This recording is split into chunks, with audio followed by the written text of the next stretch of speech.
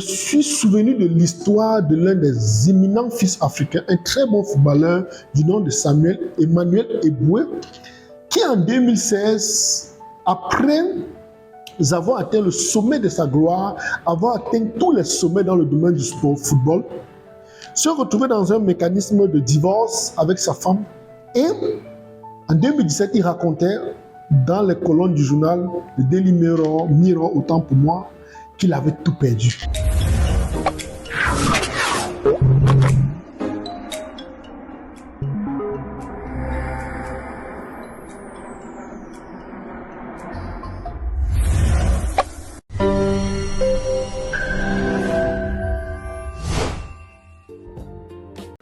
Les amis, bonjour, bienvenue dans cette vidéo. C'est un immense plaisir pour moi de vous avoir. J'espère que vous allez bien, que vous allez super bien.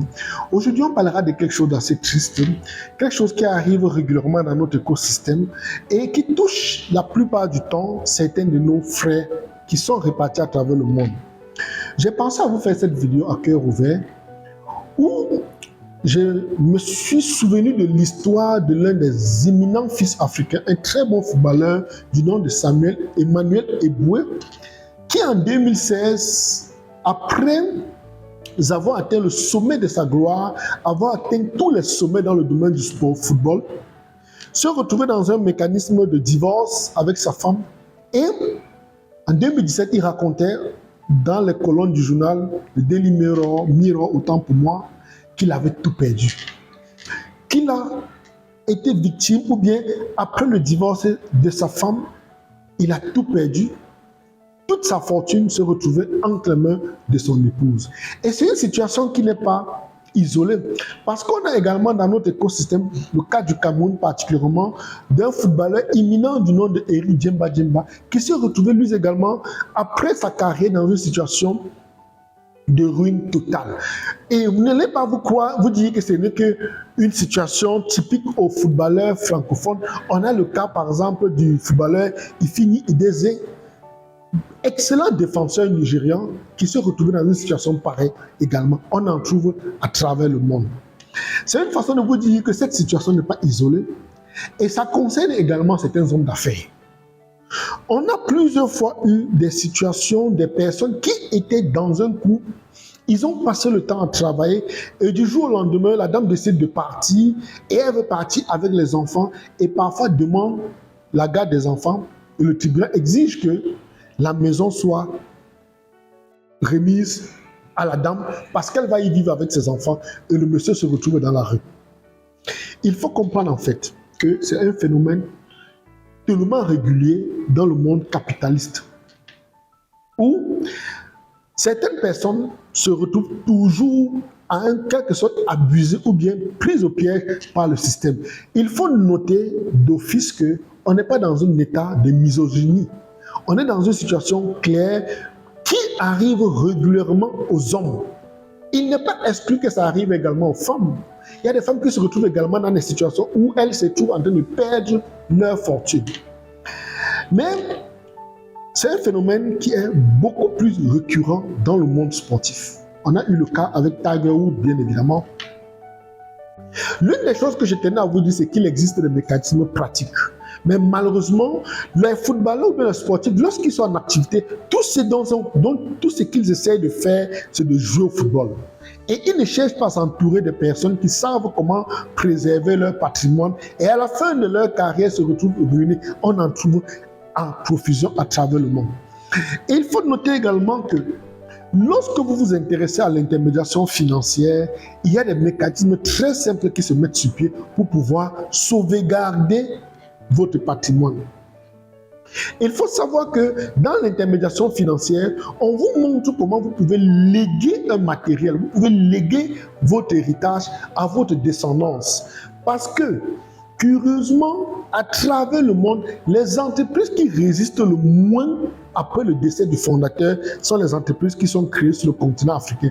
Tout simplement parce que les fondateurs, lorsqu'ils s'en vont, ou bien pendant l'exercice de leur activité, ne mettent pas sur pied certains mécanismes existants. Par contre, de l'autre côté du monde, les entreprises font 200, 300 ans. Parce que ces gens comprennent comment structurer l'entreprise et faire en sorte que ça puisse vivre, pérenniser après eux. Ce n'est pas simplement la transmission de l'héritage qui est le problème. Il faut savoir qu'il y a des codes juridiques, il y a des mécanismes juridiques qui doivent se mettre sur pied. Parce que certains ont tendance à croire que sur le continent africain, les enfants vont rentrer dans le patrimoine et chercher à tout consommer ou à chercher à tout dilapider. Non, le continent africain est le continent le moins violent sur le plan de guerre, la guerre économique. Le continent africain, comparativement à d'autres continents, est le continent où on trouve le plus des agneaux, où les gens sont le plus bons. Quand les gens veulent faire un désordre, ils ne posent pas avec autant de cruauté comme dans la société occidentale. On connaît comment ça se passe, on connaît comment les gens sont prêts à se lyncher rien que pour parfois posséder des entreprises. On connaît les montages juridiques, on connaît les mécanismes qu'ils mettent sur pied pour s'accaparer du bien d'autrui. On connaît très bien comment ça passe.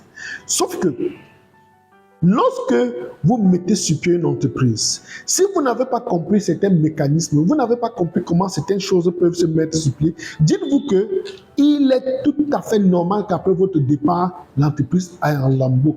Parce que les ayants droit, ou bien ceux que vous avez mis, vont se retrouver à un moment donné dans un champ où des charognards chercheront, des prédateurs chercheront à les déstabiliser. Et parfois, on va les déstabiliser en fonction des statuts de l'entreprise. Parce qu'on ne viendra pas trouver une entreprise debout et on viendra dire que retirez l'argent dans le compte que vous nous donnez, donnez-nous ceci gratuitement. Ils viendront se servir de la forme juridique de l'entreprise pour dilapider cette entreprise.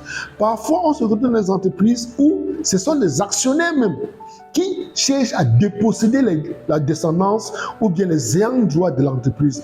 Et ils le font pourquoi? Parce qu'il y a des failles. Parce que le promoteur, lorsqu'il a créé son entreprise, il y a des endroits où il n'a pas réussi à protéger sa descendance. Pourtant, quand vous vous intéressez à l'intermédiation financière, on vous apprend, vous comprenez comment vous pouvez avoir un bien, être sereinement dans votre famille, avoir des biens à travers le monde, et le jour où vous vous séparez, on ne donne rien à l'autre. Pourtant, vous vivez bien dans ce bien. On sait que ça vous appartient, mais il existe des mécanismes précis, des mécanismes très bien cachés à notre peuple qui permettent de protéger ce genre de patrimoine. Des mécanismes qui font en sorte que pendant que vous êtes en vie, vous pouvez distribuer les parts de vos entreprises ou les parts de vos biens pendant votre vivant et qu'il est quasi impossible à un État de déposséder votre descendance de ce bien. Il existe. Mais malheureusement, on ne connaît pas. Je sais que rien que le dire fera certaines personnes sursauter, mais dites-vous qu'il existe des mécanismes bien précis qui sont très bien régulés, qui font en sorte que vous pouvez transmettre votre entreprise à un mineur, à un enfant même de 10 ans. L'entreprise fonctionne normalement, même à votre absence. Et il prend les rênes de l'entreprise, même à 25 ans si vous voulez. Il y a des mécanismes qui permettent de faire en sorte que vous créez votre entreprise, vous mettez sur pied, vous n'êtes plus là, vos descendants n'ont pas la possibilité de vendre leur part. Il existe des mécanismes de ce genre. Sauf si l'entreprise fait faillite. Et même pour que l'entreprise se fasse, il y a des mécanismes qui existent.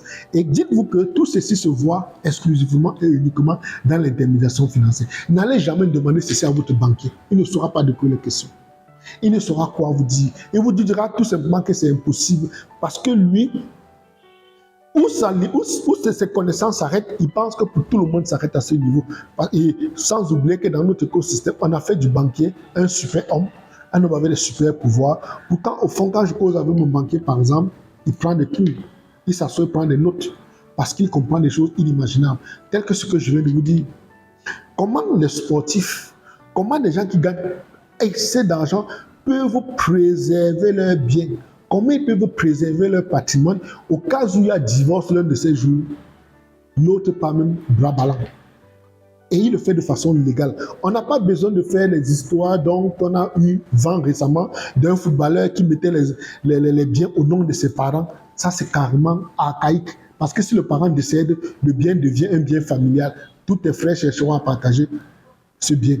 C'est pour dire que c'est une méthode archaïque. Mais il existe des méthodes claires. Il faut se poser la question.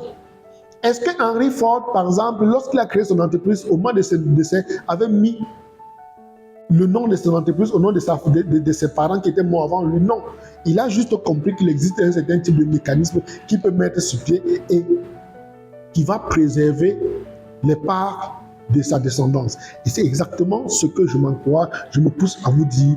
Intéressez-vous à l'intermédiation financière parce qu'autour de nous, nous avons beaucoup de personnes qui souffrent de ces difficultés, de ces problèmes autant pour moi. On a de plus en plus d'entrepreneurs, on a de plus en plus d'industriels qui cherchent parfois à avoir des fonds sur le marché international, mais ne savent pas comment s'y prendre. Ils ont de très bons projets industriels. Ils pensent que la seule solution, c'est aller vers la banque de déposer plus de 100% de l'équivalent du montant qu'ils demandent en capital ou en prêt.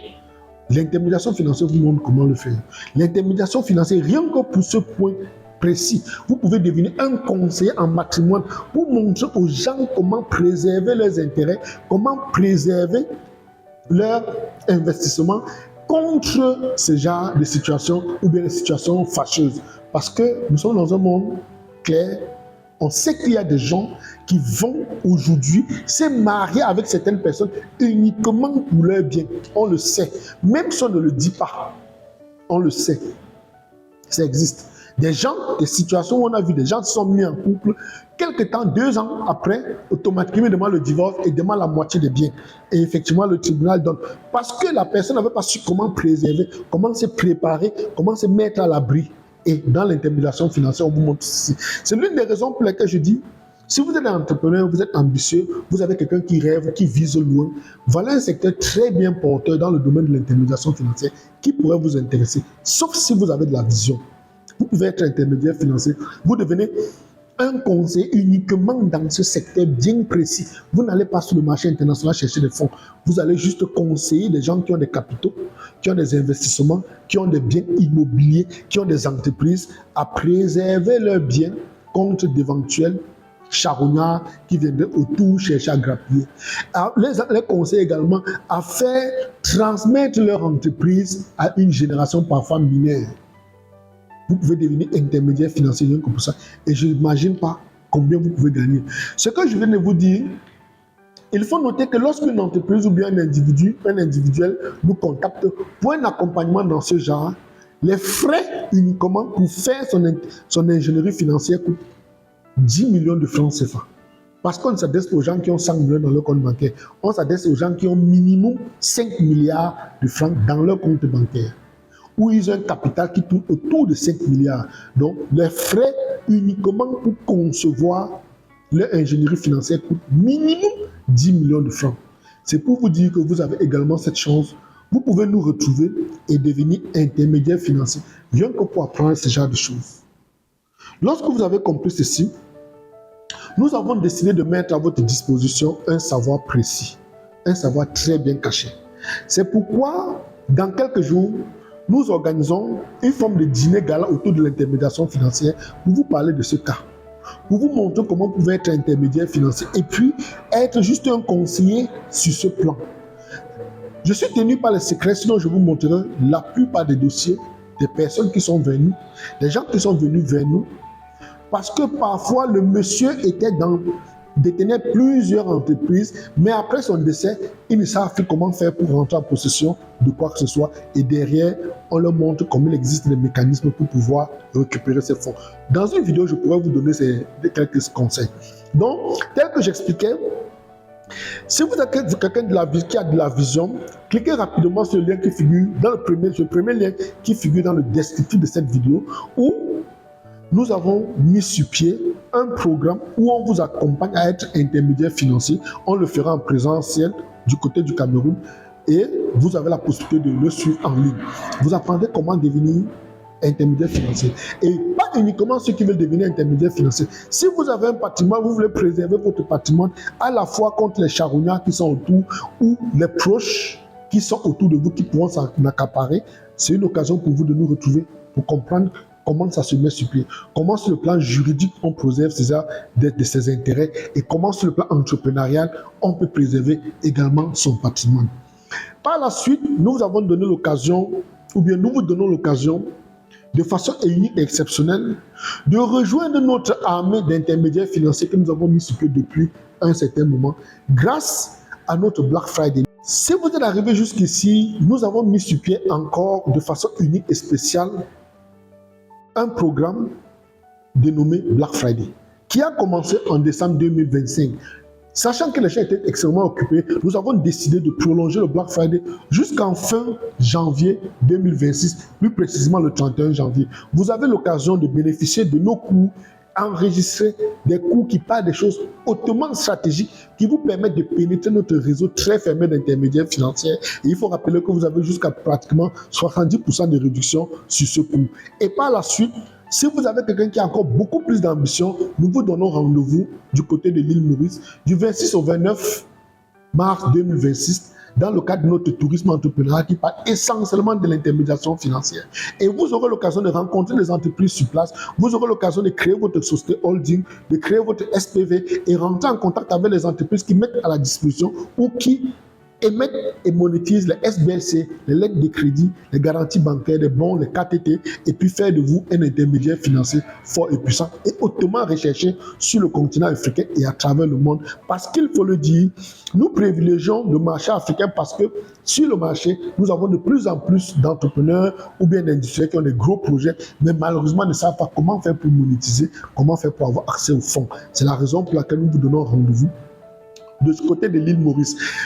Sur ce, vous avez la possibilité de nous joindre en cliquant sur le lien qui figure dans le descriptif de cette vidéo ou en contactant directement mon assistante du côté du Cameroun au plus 237 6 98 68 45 97, exclusivement sur Telegram, WhatsApp ou appel direct. Vous pouvez également contacter nos bureaux de l'île Maurice au plus 230 57 13 48 87 via WhatsApp. Si vous voulez me parler directement, vous pouvez contacter me joindre via Telegram sur mon numéro de Singapour au plus 65 91 94 20 30. J'espère que vous avez aimé, vous avez compris le sens, la quintessence de cette vidéo. N'oubliez surtout pas de partager l'information dans notre communauté parce que de plus en plus de personnes en ont besoin, mais malheureusement ne savent pas où se diriger. Et c'est une occasion pour vous d'être celui qui viendra résoudre leurs problèmes en partageant, en commentant, en mettant un like. Je vous aime, à bientôt, à la fin.